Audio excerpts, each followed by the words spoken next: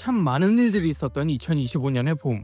저는 한 기사를 보고 경악을 금치 못했습니다. 바로 리버풀의 레전드가 될 거라 믿어 의심치 않았던 트렌트 알렉산더 아놀드 선수가 보스만 룰을 통해 레알 마드리드로 이적한다는 기사였죠.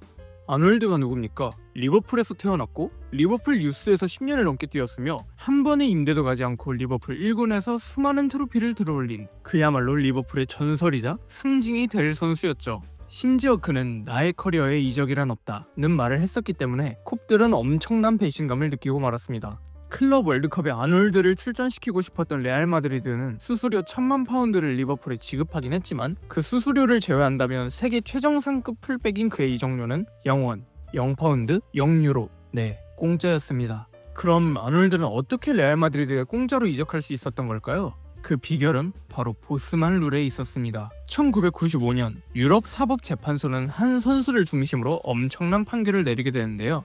그 주인공은 벨기에 출신의 축구선수 장 마르크 보스만입니다. 당시 보스만은 벨기에 프로리그의 RFC 리에주라는 클럽의 소속이었습니다. 계약이 만료된 그는 프랑스의 USL 덴케르크로 이적하려고 했지만 리에주는 이적료가 부족하다 판단해 거래를 차단했고 심지어 리에주의 1군 소속이 아니게 된 보스만은 급여까지 대폭 삭감되는 일이 발생했습니다. 이에 보스만은 유럽연합의 노동이동의 자유를 침해당했다며 소송을 제기했습니다. 여기서 주목할 점은 축구 선수도 노동자라는 겁니다. 유럽연합은 기본권으로서 국경을 넘는 노동이동을 보장하고 있는데 보스만은 이 권리를 침해당했다고 주장한 거죠. 그리고 유럽사법재판소는 보스만의 손을 들어줍니다. 하지만 그건 무려 5년이나 지난 뒤의 일이었고 이미 보스만은 은퇴한 이후였죠. 사실 저 당시에는 이적을 위해선 구단의 동의가 필요했는데 구단의 입장에서는 구단의 소송을 건 보스만의 이적을 허락해줄 이유가 전혀 없었으니까요. 제3자인 우리의 시선에선 쪼자네 라고 생각할 수도 있지만 구단의 입장에서 보자면 누구 좋으라고 동의를 하냐는 거죠.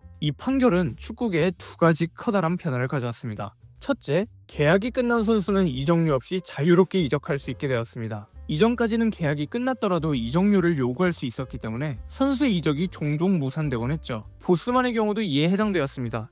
하지만 이 판결 이후 계약이 종료된 선수는 자유계약 선수, 즉 프리 에이전트가 되어 새로운 팀과 자유롭게 계약할 수 있게 된 겁니다. 그리고 이 조항은 보스만 룰이라는 이름으로 여전히 살아있으며 모든 유럽 선수는 계약 만료 6개월 전부터 다른 구단과 사전 계약을 맺을 수 있죠. 다만 같은 리그의 선수인 경우에는 1개월이나 3개월같이 더 적은 계약 기간을 남겨놔야만 접촉이 가능하게 됩니다. 대표적인 자유계약 이적 성공 사례로는 토트넘 팬들에게 미안하지만 아스날로 이적한 솔 캠벨이 있고요. 리버풀 팬들에게 미안하지만 레알로 이적한 아놀드가 있습니다. 이젠 은퇴를 한 마츠 홈멜스 또한 AS 로마로 이적할 때 자유계약으로 입단했죠. 이들은 보스만 룰 덕분에 이적료 없이 B클럽에 합류할 수 있었고 그만큼 더 좋은 연봉과 조건을 받을 수 있었죠. 둘째, 유럽연합 내에서의 국적 쿼터 제한이 폐지되었습니다. 당시만 해도 유럽 대부분의 리그에서는 외국인 선수를 제한하고 있었는데요. 이 판결 이후 EU 회원국 소속 선수는 자국 선수로 간주되면서 사실상 유럽 내에선 쿼터 제한 없이 선수 구성이 가능해졌습니다. 예를 들어 스페인 라리가에서 프랑스 선수나 독일 선수를 데려와도 외국인으로 취급되지 않게 된 거죠.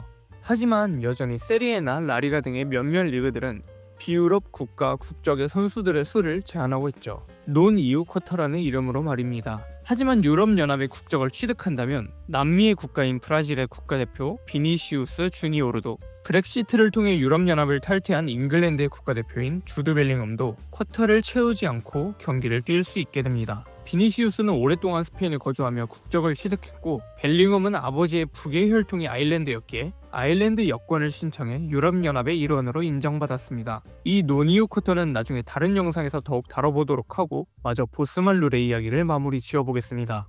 이 보스만 판결은 단순히 한 선수의 권리를 넘어 선수 시장의 구조 자체를 바꿔버린 판결로 평가받습니다. 이후 자유계약으로 B클럽에 입단한 선수들이 급격히 늘어났고 구단들은 유망한 선수들을 계약 종료 전에 미리 연장하려는 그런 움직임을 강화하게 되었죠. 그래서 이적 기사만큼 재계약 기사도 많이 볼 수 있는 겁니다. 오늘날의 축구 이적 시장은 단순한 머니게임이 아니라 계약과 규정, 그리고 권리의 전쟁이기도 합니다. 그 중심에는 한 선수가 있었습니다. 장 마르크 보스만. 그의 이름은 지금도 모든 유럽 축구 선수들의 계약서 속에서 살아 숨쉬고 있습니다.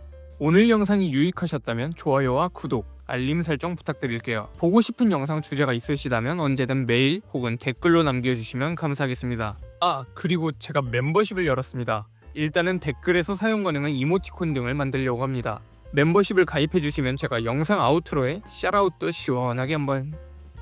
저는 그럼 다음 영상에서 또 뵙도록 하겠습니다. 감사합니다.